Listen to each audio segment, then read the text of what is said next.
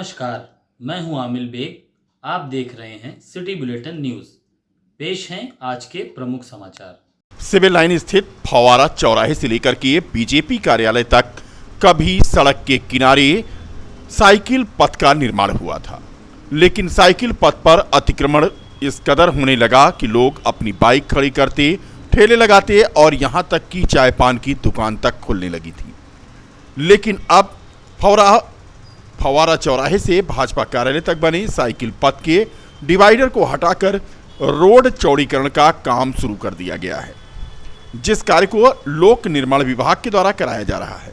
बता दें कि अयोध्या के चारों ओर रोड चौड़ीकरण का कार्य चल रहा है और इसी कड़ी में आज लोक निर्माण विभाग के अधिकारियों द्वारा साइकिल पथ के डिवाइडर को हटा करके रोड को और चौड़ा करने का कार्य शुरू कराया गया है। अब साइकिल पथ समाप्त हो जाएगा। राष्ट्रीय लोकदल के राष्ट्रीय प्रवक्ता अनिल दुबे आज अयोध्या पहुंचे। उनका स्वागत पार्टी के कार्यकर्ताओं ने जगह जगह पर किया। अवध क्षेत्र के प्रमुख चौधरी राम सिंह पटेल के नेतृत्व में कार्यकर्ताओं ने नाका बाईपास पर राष्ट्रीय प्रवक्ता अनिल दुबे का स्वागत किया। अनिल दुबे ने अयोध्या पहुंचकर रामलला और हनुमानगढ़ी में दर्शन पूजन भी किया।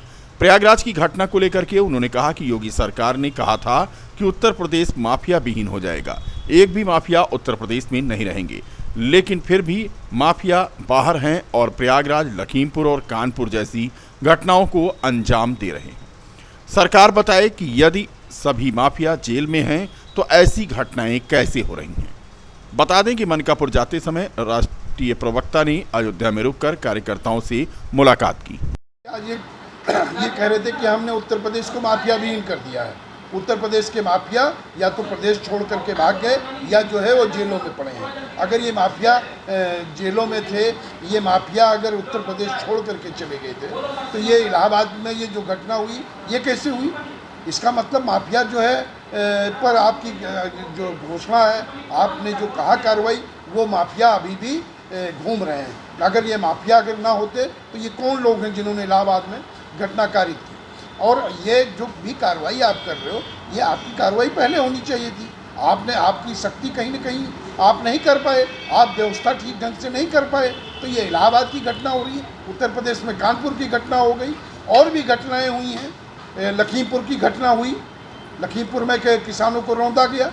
ये सारी व्यवस्थाएं हुई हैं और इन व्यवस्थाओं को लेकर के आप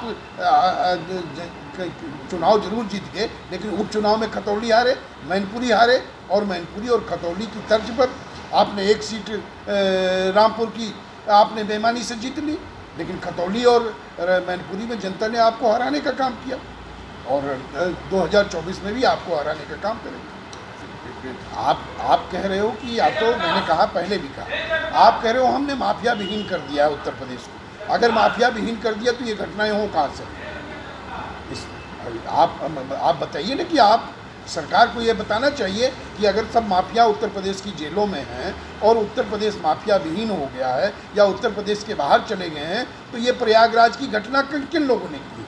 लखीमपुर में किसानों पर जो थार चढ़ाई गई, ये कैसे चढ़ गई? किसान रौंदे गए। कानपुर में बुलडोजर जो है महिला के और बेटी के ऊपर घर पर चला और वो जल करके मर गई। ये कहाँ? ये अन्याय नहीं हो रहा? ये आपकी व्यवस्था है। अयोध्या शहर में विभिन्न चौराहों पर और बाईपासों पर यातायात पुलिस सघन चेकिंग अभियान निरंतर चला रही है। एसएसपी मुनिराज जी के निर्देश पर टीएसआई ओम प्रकाश चौहान के द्वारा आज अपने हमराहियों के साथ 3 सवारी बिना हेलमेट और बिना कागजात के चल रहे वाहनों के चालान किए गए। इसके साथ साथ हेलमेट को गाड़ी में टांग कर चल रहे लोगों को सख्त हिदायत दी गई कि वे हेलमेट लगाकर चलें। ट्रैफिक सिग्नल तोड़ रहे लोगों को भी हिदायत दी गई। टीएसआई ने अपनी टीम के साथ यह अभियान चलाया और कुल 14 चालान किए। कैंपियरगंज विधानसभा की सपा प्रत्याशी रही सपा नेत्री अभिनेत्री काजल निषाद आज अयोध्या पहुंची। जिले के रौनाही गांव में जुबेर खां मेमोरियल क्रिकेट टूर्नामेंट के समापन के दिन क्रिकेट प्रेमियों की हौसला अफजाई किया। इस दौरान पत्रकारों से बात करते हुए उन्होंने कहा कि भाजपा सरकार मुद्दों पर चुनाव लड़ती है और ये धर्म और भगवान राम का नाम लेकर राजनीति का नाम खराब करने का काम करती है। ऊंच नीच का भेदभाव भाजपा कर रही है। जिस राजनीति में धर्म का इस्तेमाल होगा वहां राजनीति नहीं होती। अयोध्या में अधूरे पड़े बाबा साहब भीमराव अंबेडकर क्रिकेट मैदान पर सपा नेत्री काजल निषाद ने कहा कि सपा सरकार आते ही स्टेडियम का काम पूरा होगा।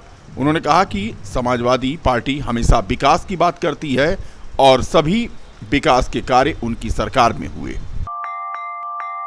करीब एक पखवाड़े से प्रयागराज हाईवे के किनारे बीकापुर बस स्टैंड पर एक बेसहारा बेनाम बुजुर्ग बीमारी से तड़प रहा था।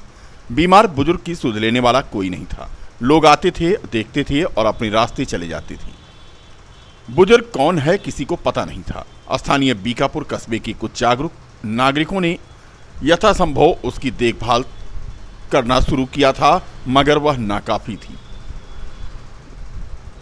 बुजुर्ग 70 वर्ष की उम्र में ऐसे हालात से जूझ रहा था कि उसे देख करके शनिवार को जब मीडिया की नजर पड़ी तो हड़कंप मच गया। स्थानीय तहसील प्रशासन के संज्ञान में बात आई तो तहसील के मुखिया एसडीएम बीकापुर ने स्वास्थ्य महकमे को बीमार बुजुर्ग के इलाज के लिए अस्पताल में भर्ती कराने का फरमान जारी किया। मौके पर पहुंचे स्वास्थ्य महकमे के कर्मियों ने काफी देर तक बुजुर्ग की अस्पताल भर्ती को लेकर के पहले पुलिस को सूचना देना प्राथमिकता दी, लेकिन काफी देर तक यहां पर झिकझिक होने के बाद आखिर बीमार बुजुर्ग को स्थानीय लोगों के हस्तक्षेप के बाद स्थानीय अस्पताल में भर्ती कराया गया।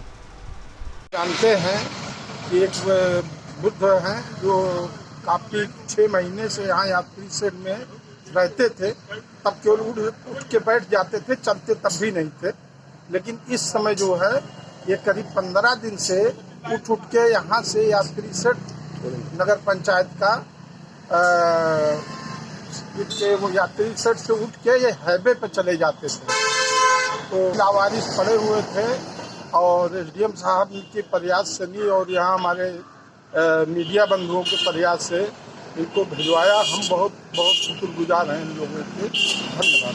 आज मुझे यह ज्ञात हुआ कि बीकापुर तहसील से बिल्कुल सटा हुआ एक यात्री शेड है, जहाँ एक बुजुर्ग व्यक्ति जो है कई दिनों से पड़ा हुआ है। मैंने तत्काल मौके पर हम पहुँचे, हमने लोगों से जानकारी किया तो यह जानकारी मुझे प्राप्त हुई।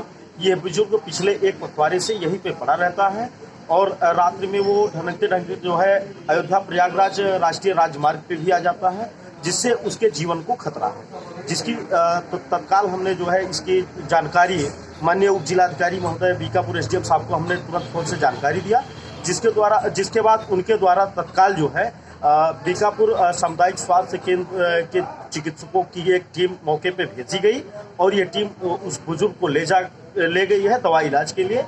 इस जो है इतना मानवीय कार्य करने के लिए मैं बीकापुर तहसील प्रशासन का जो है तहे दिल से जो है धन्यवाद देता हूँ।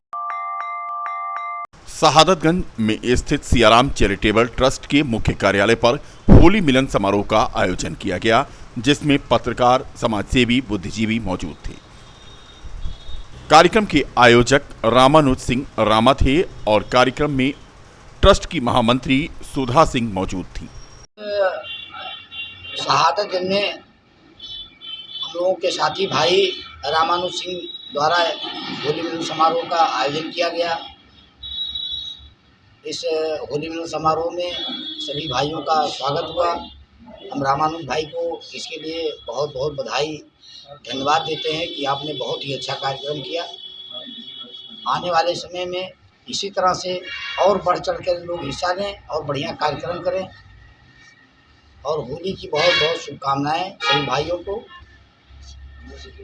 पत्रकारों का, छायाकारों का, प्रिंट इलेक्ट्रॉनिक मीडिया का था और जो होली मिलन साथ पत्रकार सार्थक पत्रकारिता समाज पर प्रभाव, इस पे हमारे आए वरिष्ठ लोग पत्रकार इलेक्ट्रॉनिक मीडिया के अपने विचार रखे हैं। और ये पहला कार्यक्रम होली मिलन का था पत्रकारों छायाकारों का शहादतगंज के सियाराम चैरिटेबल ट्रस्ट के कार्यालय में।